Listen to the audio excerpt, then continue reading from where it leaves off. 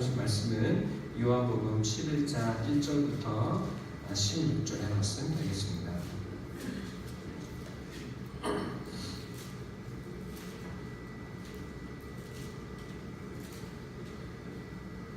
네, 11장 1절로 16절 말씀 길죠? 우리 1절, 2절, 3절 다 읽죠. 교독하겠습니다.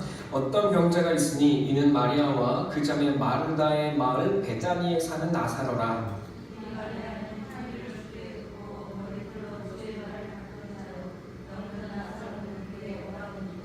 이에 그 누이들이 예수께 사람을 보내어 이르되 주여 보시옵소서 사랑하시는 자가 병들었나이다 하니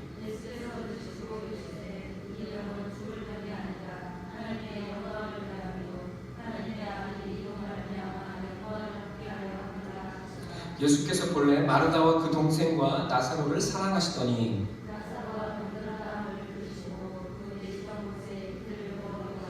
그 후에 제자들에게 이르시되 유대로 다시 가자 하시니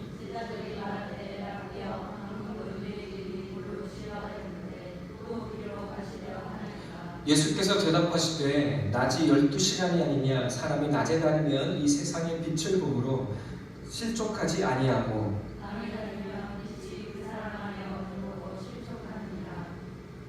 이 말씀을 하신 후에 또 이르시되 우리 친구 나사로가 잠들었도다. 그러나 내가 깨우러 가노라. 예수는 그의 죽음을 가리켜 말씀하신 것이나 그들은 잠들어 쉬는 것을 가리켜 말씀하신 줄 생각하는지라. 내가 거기 있지 아니한 것을 너희를 위하여 기뻐하노니 이는 너희로 믿게 하려 함이라. 그러나 그에게로 가자 하시니 다른 제자들에게 말하되 우리도 주와 함께 죽으러 가자 하니라. 아멘. 여러분, 이 말씀은 제가 우리 성도님들한테 자주 드리는 말씀입니다. 잘 알고 계시죠? 제가 여러 번 우리 성도님들께 자주 한 말씀입니다. 그러나 오늘은 16절까지 말씀이기 때문에 이야기의 본론으로 들어가지는 않습니다. 하나님의 영광이 무엇이고 그 영광이 실제가 된다는 것이 무엇인지에 대해서는 오늘이 아니라 이제 다음 시간의 이야기가 되겠습니다. 그러나 오늘은 하나님께서 우리에게 진정한 문제가 무엇인지 또 우리가 진짜 바라보아야 할 것이 무엇인지를 가르쳐 보여주시는 하나님의 말씀에 우리 주님의 개요가 되겠습니다. 그러니까 우리가 사실 11장의 말씀을 깊게 잘 이해하기 위해서는 먼저 이 전제되는 말씀들, 하나님께서 우리에게 우리가 진짜 바라보아야 할 것이 무엇인지, 하나님 예수님께서 보시는 우리의 그 문제의 초점을 우리가 맞추게 될 때 우리 이 요한복음 11장의 말씀이 더 은혜가 되고 풍성하게 될 줄로 믿습니다. 여러분, 제가 병원에서 이 11장의 말씀을 한번 설교한 적이 있었는데 그때 실제로 죽어가는 그 남편을 둔 그런 여성분이 이 말씀을 들었습니다. 그 남편은 갑작스럽게 병원에 입원했는데 2주 만에 뇌사 상태에 혼수 상태에 빠지게 되고 이제 간이 부어 이제 간이 급속도로 악화가 된 상황이었습니다. 근데 이제 다행히 간 기증자가 나타났어요. 이제 간을 기증받으면 되는데 여러분, 그러니까 이분이 살려면 지금 당장 이 기증하는 분이 죽어야 합니다. 근데 기증을 다 됐어요. 그리고 다 거의 다 죽었어요. 그런데 신체의 일부가 아직 숨이 끊어지질 않아서 여러분, 몇 시간 차이로 남편이 돌아가셨습니다. 몇 시간 차이. 이 죽음을 확인하는 그 시간 때문에 남편분이 몇 시간을 남겨두고 죽었어요. 근데 이 여성분이 저에게 오셔서 11장의 말씀을 듣고 목사님이 오셔서 기도해 주시면 남편이 낫겠습니다 라고 말씀을 하셨어요. 말씀을 완전 잘 못 들은 거예요. 이 성경 요한복음 11장의 말씀은 그런 의미로 하신 말씀은 아니었습니다. 그러니까 요한복음 11장의 초점을 하나님이 하시는 말씀의 의미에 초점을 맞추지 못한 채 여러분, 그냥 말씀을 읽게 되면 이 요한복음 11장의 말씀을 내가 기도하면, 그리고 누군가 기도하면 죽었던 사람이 벌떡 일어날 거야 하는 이야기로 듣게 됩니다. 여러분, 그런 이야기는 사실은 아닙니다. 오늘 말씀을 듣고 보시면 하나님께서 예수 그리스도께서 우리에게 진짜 요구하시는 것이 무엇인지를 우리가 깨닫고 경험하고 느끼게 될 줄로 믿습니다. 자, 오늘은 마리아의 가족이 등장하고 있습니다. 2절에 나온 마리아의 향유를 붓는 사건이 12장에 등장합니다. 그러니까 11장 2절에서 이 마리아는 향유를 주께 붓고 머리털로 주의 발을 닦던 자여 하는 말은 사실 그 경험은 12장에 나와 있습니다. 그러니까 그 12장의 사건을 먼저 11장에서 소개하고 있습니다. 그러니까 이 12장에 마리아가 있기 위해서는 이 11장의 사건이 굉장히 중요한 의미를 가진다는 것을 사실은 암시하고 있습니다. 11장과 12장은 별개의 이야기가 아니라, 여러분 11장의 예수를 마리아가 만나지 못했다면 12장에서 자기의 향유를 깨고 예수께 자기의 머리털로 예수의 발에 그 기름을 붓는, 그리고 닦는 그 사건, 헌신은 없었을 것이라고 성경이 이야기하고 있는 것입니다. 그러니까 11장과 12장은 아주 긴밀하게 연결되어 있고, 그것은 죽음의 의미가 무엇인지를 끊임없이 우리에게 확연하게 보여주시는 하나님의 예수 그리스도의 말씀이고 사건이 되겠습니다. 그러니까 11장은 예수님의 말씀과 그 길을 이해하는 데는 굉장히 필수적인 사건입니다. 여러분, 우리가 이 말씀을 잘 깨닫고 주님의 길을 따라가게 되기를 간절히 소원하고 기도합니다. 어떤 병자가 있습니다. 나사로입니다. 그리고 그들의 누이는 온 세상이 다 알고 있는 마르다와 마리아입니다. 나사로도 예수님께서 사랑하시던 사람이었다고 누이들이 말하고 있습니다. 그것이 3절이죠. 온 집안이 예수를 섬기며 사랑하는 사람들입니다. 그리고 예수님도 그들을 굉장히 사랑하시고 아끼셨습니다. 여러분, 예수님과 함께 가까이 있던 사람들이고 그들은 한 가족과 같았습니다. 여러분, 그런데 현실은 참 애매합니다. 여러분, 그들은 그토록 하나님을 아름답게 섬기고 있는데, 여러분, 그런데 이들이 사는 곳은 다름 아닌 베다니입니다. 여러분, 베다니가 어떤 뜻일까요?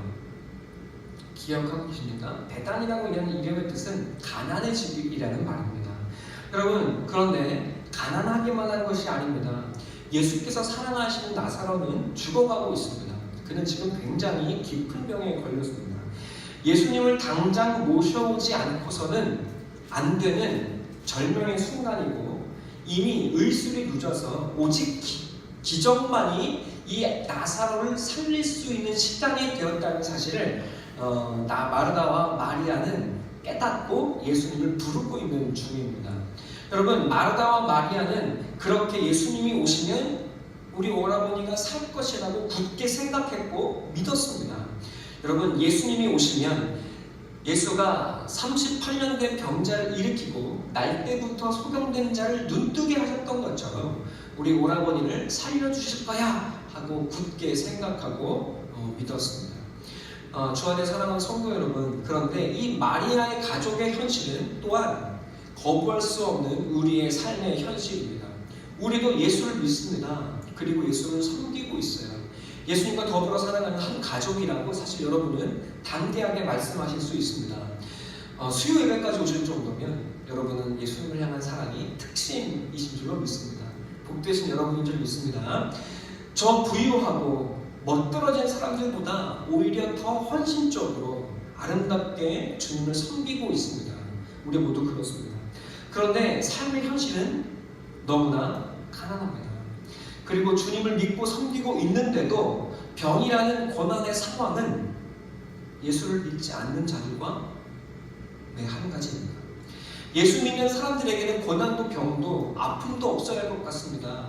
예수님을 알지도 못하고 예수님을 믿는 그들의 병과 질병과 죽음은 다 고치셨는데, 왜 믿고 섬기는 우리 가정은 이렇게 죽음의 고통에 내버려 두십니까?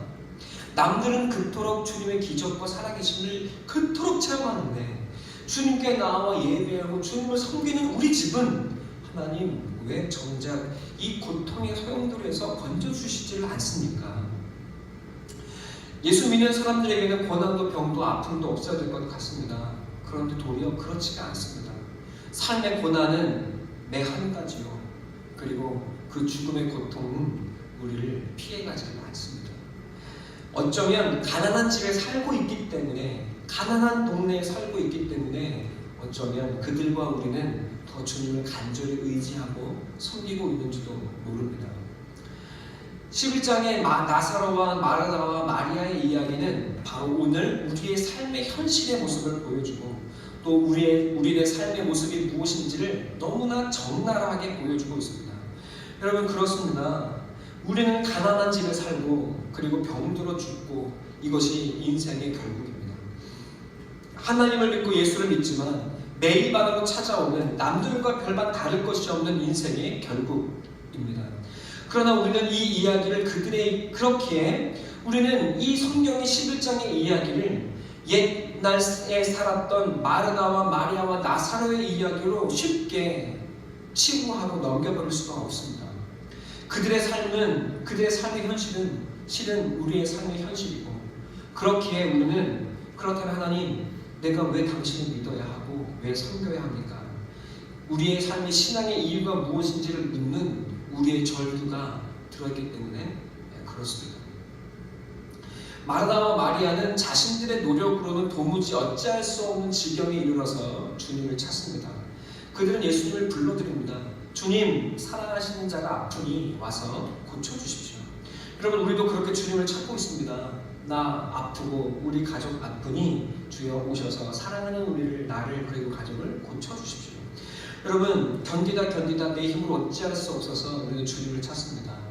여러분, 그런데 그때 주님이 짠 하고 나타나셔가지고 능력을 보여주셔야 인지상정이고 또 내가 그동안 하나님을 섬겨왔던 그 노력에 대한 보답이 아니겠습니까? 여러분, 그런 은혜가 없으면 어떻게 우리가 하나님을 믿을 수가 있겠습니까?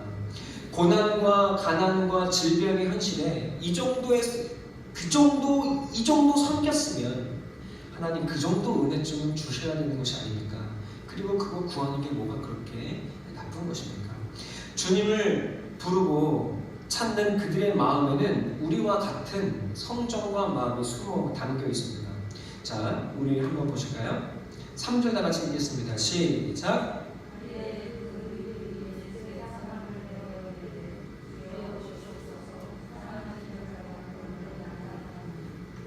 무엇이라고 이야기합니까? 주여 보시옵소서. 여러분, 주여 보시옵소서 하는 이 말에는 우리의 고난을, 나의 고난을 제발 눈여겨보아달라고 하는 우리의 간절함이 숨어 있습니다. 인생의 고난과 아픔과 절망에서 건짐을 받고 싶어하는 우리의 소박한 꿈이고 바람입니다. 그리고 우리에게 찾아오는 고난과 죽음을 향한 두려움의 표현이기도 합니다. 하나님, 너무 두렵습니다. 주님, 너무나 아프고 너무나 힘이 듭니다. 주님, 나 좀 도와주십시오. 우리 좀 도와주시옵소서. 사랑하는 자가 병들었습니다. 여러분, 이 고백은 주여 보시옵소서, 사랑하는 자가 병들었습니다 하는 지나가는 말이 아니라 우리의 영혼의 울부짖음과 같습니다. 여러분, 주님께서 이 마음을 보시고 또 이 말을 들으셨습니다.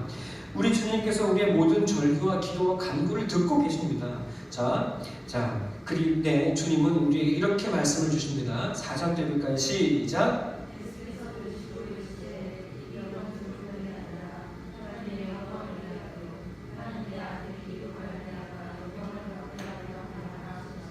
아멘. 여러분, 주님이 말씀하십니다. 이 병은 죽을 병이 아니라고 하세요. 하나님의 영광을 위한 것이라고 말씀하십니다.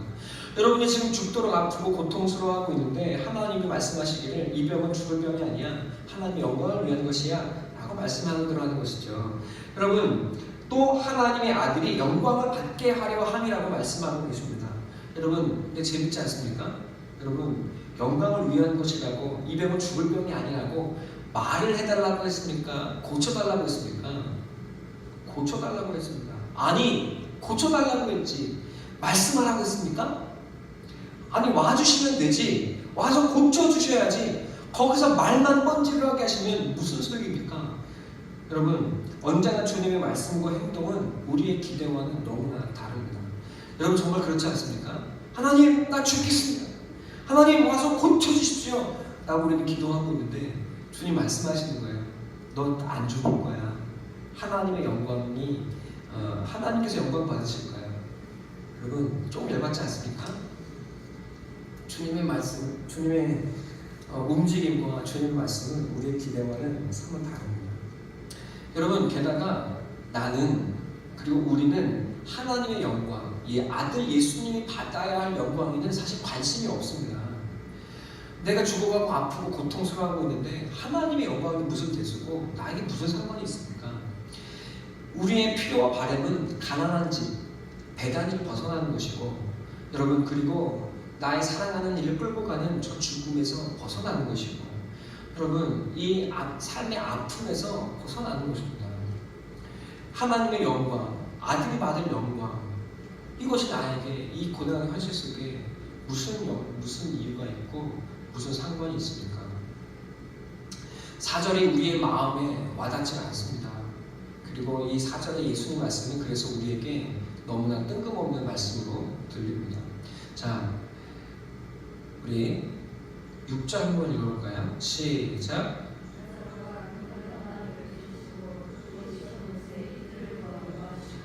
우리는 이렇게 주님을 늘 찾습니다. 그런데 우리가 경험하는 고난이 하나님의 영광보다 하나님 받으신 영광보다 더 가깝습니다. 그래서 우리가 하나님의 영광을 생각하고 묵상하게 되는 것이 아니라 지금 내가 받고 있는 고난에 집중하게 됩니다. 하나님, 예수님 영광이야 본인들이 받으시면 되지 그게 나랑 큰 관심이 없어 보입니다. 주님은 말씀해 주세요. 바로바로 깨닫게 하시고 말씀해 주세요. 그런데 그 말씀은 나의 필요와는 전혀 관계가 없는 것 같습니다. 자, 6절에 보니까 예수님은 이틀을 더 머무셨다고 성경은 말하고 있습니다. 주님이 내 아픔과 고난의 현실에 찾아오시는 것은 이토록 더딥니다. 하나님은 벌써 말씀을 주세요. 그런데 그 일이 해결되지는 않습니다. 주님은 좀처럼 우리의 삶에 찾아오는 것 같지가 않아요. 말씀은 다 알죠. 하나님 그게죠. 말씀의 목사를 통해서 그게 답이죠. 하지만 여러분, 주님은 내 안에 찾아오시는 그 시간은 너무나 더디고 좀처럼 느껴지지를 않습니다. 주님은 이틀이나 그 머무시는 곳에 더 머물고 있다고 이야기하고 있습니다. 실제로 예수님은 나사로가 죽은 지 나흘 만에 도착하셨다고 성경은 말하고 있습니다. 여러분, 그때는 이미 늦은 때입니다. 나사로는 죽었습니다. 게임은 끝났습니다. 이미 나사로와 마르다와 마리아의 필요를 채우는 것은 이미 물 건너간 시간이 되었습니다. 내 생각대로 움직이는 예수님이 아닙니다. 예수님은 언제나 내 기대를 깨뜨려 버립니다. 그래서 우리는 이렇게 생각하게 됩니다. 믿어야 뭐해? 현실은 바뀌지 않아. 예수님의 말씀이 진리일지 모르지만 예수님 말씀 믿는다고 현실이 바뀌는 건 아니야. 믿어봐야 뭐해? 여러분, 우리가 이렇게 신앙에 대한 회의를 갖게 되기 시작합니다. 우리를 붙들고 늘어지는 회의의 이유입니다. 여러분, 사실 그렇습니다. 하나님은 진리를 말씀하시고 그 진리인 줄 알지만 예수님이 항상 나의 필요를 채우시는 것도 아니고 내가 고난의 현실을 벗어날 수 있는 것도 아닙니다. 그렇게 우리는 주님을 믿는 굳이 이유가 무엇인지를 모르게 되고, 하나님은 내 필요에 응답하지 않는 저 멀리 계시는 사람이 멀리 계시는 동떨어진 하나님 것처럼 느껴집니다. 사실 11장의 말씀은 우리의 신앙에 대한 하나님의 응답이고, 그리고 우리의 궁금함에 대한 하나님의 답변이십니다.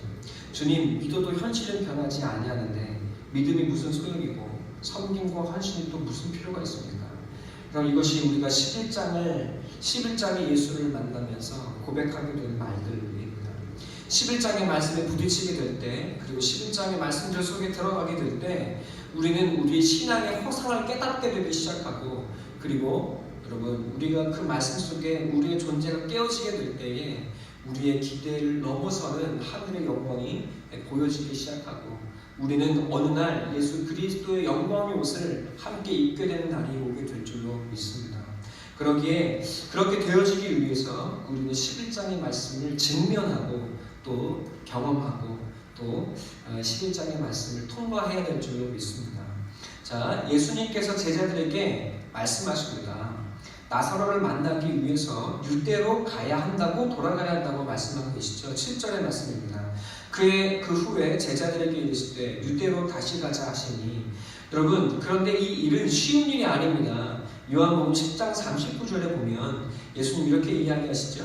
성경이 이렇게 표현하죠. 그들이 다시 예수를 잡고자 하였으나 그 손에서 벗어나 나가시니라. 그러니까 예수님이 11장에 계시는 이 자리는 사실은 요한복음 10장에서 유대인들을 벗어나서 빠져나오신 바로 그곳입니다. 10장에서 유대인들은 예수를 죽이려고 했습니다.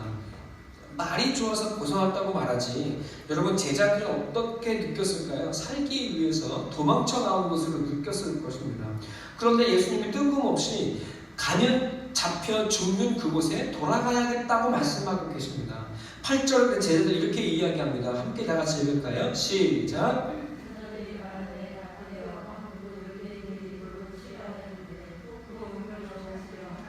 여러분 근데 이 말 속에 굉장히 재미있는 단어가 들어있습니다. 제자들에게 예수님은 여전히 지식을 전달하는 스승이라고 이야기하고 있는 거예요. 랍비라고 표현하고 있죠. 그러나 여러분 마르다와 마리아는 달라요. 예수님의 제자는 아니지만 마르다와 마리아는 예수님을 주님이라고 고백했습니다. 예수님은 마르다와 마리아 곁에 머물러 지켜주시기는커녕 미련하고 못 믿는 제자들과 함께 있습니다. 이해가 되십니까? 자기를 주님이라고 부르고 있는 마르다와 마리아 곁에 머물러 계시는 것이 아니라 도리어 예수님이 누군지 모르고 믿지 못하는 제자들과는 함께 계시더라는 거예요. 믿지 못하는 제자들은 끌고 다니고 잘 믿는 마르다와 마리아는 고난의 현실이 내버려두고 있는 것처럼 느껴지는 상황입니다. 어떤 차이가 있을지 이해가 되시죠? 여러분 우리가 딱 봐도 마르다와 마리아는 그래도 뭔가 믿음이 더 높아요. 예수를 더 잘 알고 있고 그가 하나님의 아들인 걸 믿고 인정하고 있어요. 여러분 그리고 예수님을 의지하고 있어요. 예수님이 그 병을 고칠 수 있는 하나님의 아들인 것을 인정하고 있습니다. 그런데 제자들은 어때요? 제자들이 나와 함께 있는 예수가 누군지를 몰라서 제자들은 랍비여 스승님 하고 지식만을 추구하고 있습니다. 여러분 마르다와 마리아가 훨씬 더 나은 사람인 것 같아요. 그러나 두 여인과 제자들은 사실은 같습니다. 그들을 묶고 있는 공통적인 것이 무엇일까요? 두 여인은 고난의 현실에서 죽음의 고통에 갇혀서 하늘의 영광을 보지 못하고 있습니다. 오직 이 두 여인은 우리가 고통당하고 있고 죽어가고 있는 그 죽음의 현실에만이 그 죽음의 현실 속에서 그 죽음을 두려워하여 그 죽음의 아픔 속에 붙들려 있습니다. 여러분 그러나 제자들도 마찬가지입니다. 제자들 또한 세상의 두려움에 붙들려서 주님이 나아가고자 하는 그 길을 좀처럼 따라서 나아가지 못하고 있습니다. 여러분 주님은 이토록 깨닫지 못하고 한심한 사람들을 붙들고 다니시고 또 포기하지를 못하십니다. 여러분 두 여인들처럼 현실의 무게에 갇혀서 믿음을 잃어버릴 것 같은 이 여인들에게 예수님은 다시 찾아오시고 여러분 그 머무시던 곳에서 오시는 하나님이신 줄로 믿습니다. 주님은 그렇게 이 여인들을 구원하시고 자기의 때는 아니지만 그들이 기대하는 그 시간은 아니지만 하나님께서 이들의 믿음을 잃어버리지 아니하기 위하여 주님의 때에 반드시 찾아오시는 분임을 성경은 이야기하고 있습니다. 여러분 또한 예수님은 나와 함께 있지만 여러분 세상을 향해 나아가는 길이 두려워서 이 현실 속에 머물고자 하는 그 제자들을 그럼에도 붙들고 세상을 향한 길을 나아가기 시작합니다. 여러분 예수님은 마르다와 마리아뿐만이 아니라 그리고 죽어가는 나사로뿐만 아니라 여전히 깨닫지 못하고 알지 못하는 제자들 그 모두를 포기하지 않으시고 그들을 붙드시고 나아가시고 그리고 다시 찾아오시는 주님이라고 성경은 이야기하고 있습니다. 그러나 여러분 마리아도 그렇고 마르다와 마리아에게도 그렇고 그리고 이 제자들에게도 여러분 예수님은 그들의 기대를 따라 움직이시지를 않습니다. 마르다와 마리아는 예수님이 지금 찾아와 주기를 바라고 있어요. 그리고 제자들은 지금은 그곳에 가지 않기를 바라고 있습니다. 여러분, 그러나 예수님은 그들의 기대를 따라 움직이는 것이 아니라 여러분, 주님의 때에 주님의 일을 이루시기 위하여 우리에게 찾아오시고 또한 우리를 이끌고 나아가시는 하나님이신 줄로 믿습니다. 여러분, 예수님은 우리의 기대를 따라 나의 생각을 따라 움직이시지 않습니다. 그러나 나사로가 죽어서 모든 소망이 끝난 그 자리에서 하나님의 진짜 이야기, 11장의 이야기는 시작이 됩니다. 진정한 소망은 죽은 나사로에게 말씀이 들려지고 믿어지는 그 자리에서 시작됩니다. 내가 기대하는 예수가 아니라 내 기대를 끝내시는 그 예수가 여러분 새롭게 나의 소망이 되어주실 때 여러분 하늘의 영광을 우리는 비로소 보게 될 줄로 믿습니다. 자, 우리 다시 한번 정리해 볼까요? 어려우시죠? 어렵지 않으시죠? 감사합니다. 두 여인은 사랑하는 이가 죽어가고 있는 죽음의 고통을 당하고 있습니다. 실제로 나사로는 지금 죽어가고 있습니다. 제자들은 예수와 함께 있으면서도 죽을까봐 전전긍긍하며 세상을 두려워하고 있습니다. 여러분, 예수님이 함께하는 우리 모든 사람들의 모습입니다. 그러나 주님이 그런 제자들과 그런 여인들을 두고 너 왜 그렇게밖에 못 믿니? 너 왜 그 모양이니? 라고 정죄하지 않습니다. 주님은 무엇이라고 말씀하십니까? 그들에게는 진리를 아는 빛이 없다고 그냥 단순히 말씀하고 계십니다. 여러분, 우리에게는 주어진 날들이 있습니다. 그 날에는 빛의 때와 어둠의 때가 있고 우리는 그것을 낮과 밤이라고 부릅니다. 빛이 있을 때는 낮이고 낮에는 그래서 무서울 것이 없습니다. 명백하게 모든 것이 보이기 때문에 그렇습니다. 9절에 사람이 낮에 다니면 이 세상의 빛을 보므로 실족하지 아니한다고 예수님이 말씀하십니다. 그러나 10절 밤에 다니면 넘어집니다. 왜? 빛이 없기 때문입니다. 여러분, 그런데 10절에 보면 예수님은 그 빛을 세상의 빛, 곧 자신이라고 말씀하시는 것입니다. 여러분, 빛은 어디에 있습니까? 우리가 보는 빛은 밖에 있죠. 그러나 10절에서 예수님은 그 세상의 빛은 밖에 있는 것이 아니라 그 사람 안에 있다고 말씀하고 계십니다. 10절 밤에 다니면 빛이 그 사람 안에 없는 거로 실족하느니라. 여러분, 밤에 다니면 빛이 밖에 없으니까 넘어지는 건데, 그죠? 밖을 비추지 않으니까 넘어지는 건데, 도리어 예수님은 그 이야기를 반대로 돌려서 밤에 다니면 빛이 그 사람 안에 없기에 실족한다고 이야기하고 계시는 것입니다. 여러분, 세상에 비치신 예수님의 말씀과 그 빛이 그 사람 안에 없기에 넘어진다고 말씀하고 계시는 것입니다. 제자들은 내가 함께하고 있는 분, 그리고 내가 초청하고 있는 분이 누구이신지를 몰라요. 그리고 더불어 그렇기에 주님의 말씀의 빛이 내 안에 없는 것입니다. 내 안에 말씀의 빛이 없기 때문에 우리는 이 세상에서 실족하듯 살아간다고 예수님이 말씀하고 계시는 거예요. 눈에 보이는 질병과 가난과 죽음과 폭력이 주는 이 두려움에 갇혀 있습니다. 지금 이 상황은 밖에 어둠이 가득한 거예요. 그런데 여러분, 진정한 문제는 병도 아니고 가난도 아니고 죽음도 아닙니다. 여러분, 이 세상은 어둠이고 죽음으로 가득 차 있는데 여러분, 밖에 어둠이 있기에 넘어지는 것이 아니라 주의 말씀의 빛이 내 안에 없기에 넘어지는 것이라고 주님께서 말씀하고 계시는 것입니다. 여러분, 내 안에 주님의 말씀의 빛이 없어서 문제라고 주님이 말씀하고 계시는 거예요. 그래서 우리는 예수님과 하나님의 영광을 보지 못하고 우리에게 닥쳐진 그 문제의 상황에 집중하고 있는 것이라고 성경은 말하고 있습니다. 우리 주님 말씀하시는 거예요. 주님은 우리의 인생의 가난과 고난과 고통과 죽음이 무엇인지를 이미 알고 계세요. 이 모든 것이 우리에게 없는 것이 아닙니다. 그러나 이 모든 것으로는 우리를 죽일 수 없고 우리는 이것으로는 죽지 않을 것이라고 말씀하고 계시는 것입니다. 여러분, 이 병으로는 우리는 죽지 않습니다. 이것이 하나님의, 우리 주 예수님의 말씀입니다. 이 세상이 주는 고난과 고통과 그리고 가난으로는, 그리고 우리 몸에 찾아오는 병으로는 우리는 결코 죽을 수 없다고 예수님이 말씀하고 계시는 거예요. 하나님은 이 모든 것 속에서 우리에게 하나님의 영광과 아들의 영광을 보여주실 것입니다. 그러니까 우리에게 찾아오는, 그리고 이 제자들과 이 나사로와 마리아와 마르다를 붙들고 있는 가난과 고난과 폭력과 죽음과 질병과 이 모든 고통은 우리를 죽일 수 없는 거예요. 그러나 우리가 넘어지는 것은 그것이 우리를 죽이기 때문이 아니라 그것이 실체가 무엇인지를 보여주는 내 안에 말씀의 빛이 없기 때문이라고 주님 말씀하고 계시는 것입니다. 여러분, 그것이 우리를 죽일 수 없어요. 여러분, 우리를 그것이 묶을 수 없다고 우리 주님이 말씀하고 계십니다. 도리어 그것은 이 땅에 우리에게 주어지는 아픔과 고난과 역경과 죽음은 도리어 하나님의 영광이 무엇인지를 나타내어 보여주셔서 우리가 하나님을 찬양하게 하는 영광의 도구가 될 것이라고 말씀하고 계시는 거예요.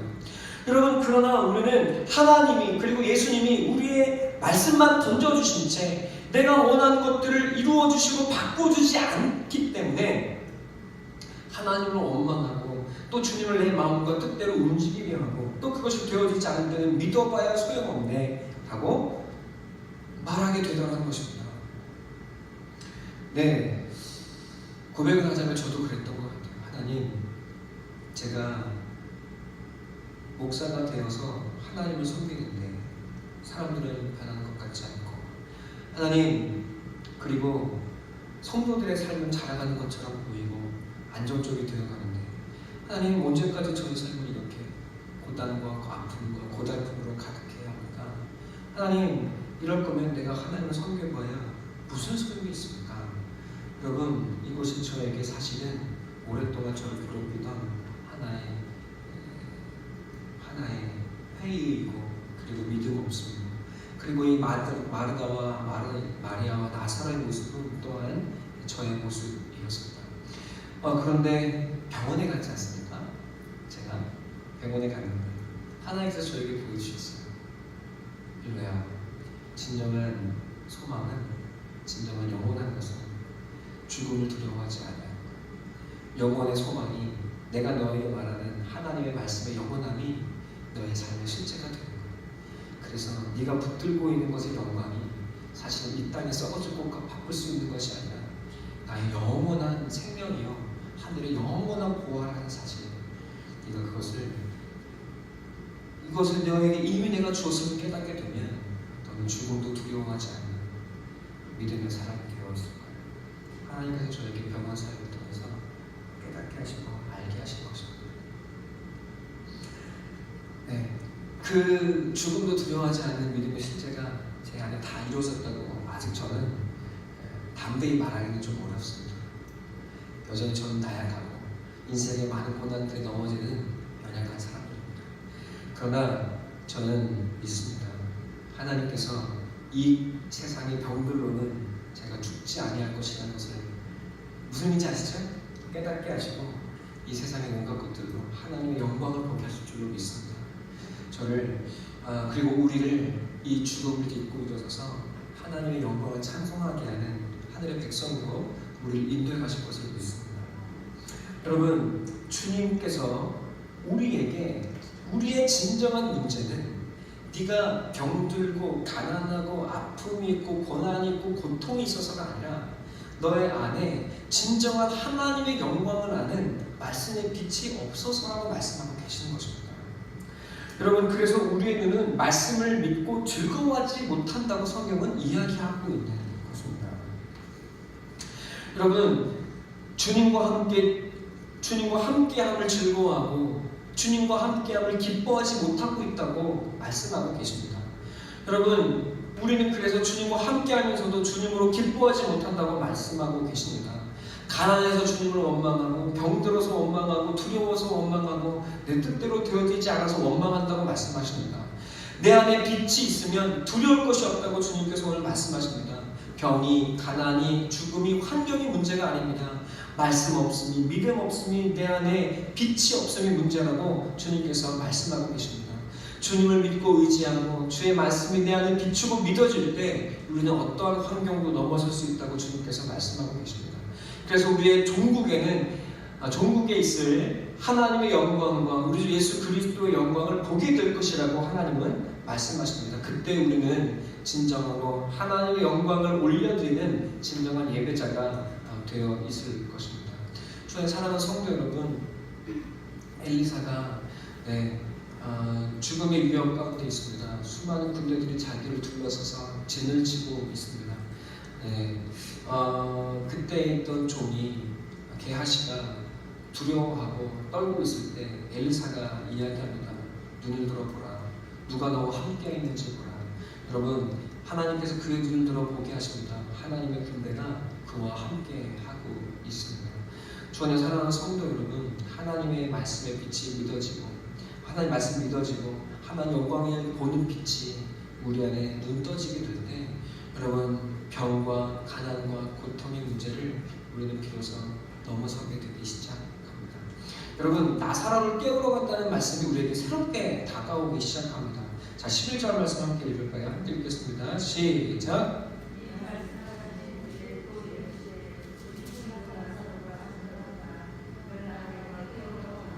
아멘. 여러분, 이 말씀이 새롭게 다가오시지 않습니까? 우리 친구 나사로가 잠들었다. 내가 깨우러 간다. 여러분, 이 말씀이 곧 나를 향해 하시는 우리 주님의 말씀으로 여겨지고 들려지게 되기를 간절한 마음으로 소망하고 기도합니다. 여러분, 나는 아파요. 나는 병들었어요. 나는 내 마음은 죽어가고 내 삶은 죽어가고 있는 것 같아요. 그런데 주님은 나를 그렇게 믿음 없어 죽어가고 있는 나를 향해서 내 친구가 잠들었구나라고 말씀하시고 내가 깨우러 간다고 말씀하고 계신 줄로 믿습니다. 여러분, 우리 이렇게 기도했으면 좋겠습니다. 주님, 나를 깨워주십시오. 가난과 병과 고난과 죽음으로 하나님 두려워 몸둘 바를 모르며 죽어가고 있는 나를 주여 깨워주십시오. 잠들어 있는 나를 깨워주시고 주여 믿음의 눈을 뜨게 해주셔서 주님이 나를 향해 찾아오고 계심을 보게 하여 주시옵소서. 여러분, 나사로는 죽어가고 있고 이미 실제로는 죽어 있습니다. 그러나 여러분, 그때에 그러면 이미 나는 늦었다고 생각하는 그때에도 주님은 여전히 찾아오고 계시고 나를 깨워주고 계시는 분임을 함께 믿음으로 고백하고 나아가게 되기를, 그 주님을 경험하시게 되기를 간절히 소원하고 축원합니다. 그래서 주님께서 우리의 눈을 열어주시기를 간절히 기도합니다. 그러나 제자들은 여전히 깨닫지 못하고 있어요. 예수님께서 그 나사로가 잠들었으니 내 친구 잠들었네, 내가 깨우러 가노라 하는 그 의미를 제자들은 여전히 모르고 있어요. 뭐라고 얘기합니까? 제자들은 나사로가 잠들었으면 곧 나았으니까 깨어나지 않겠냐고.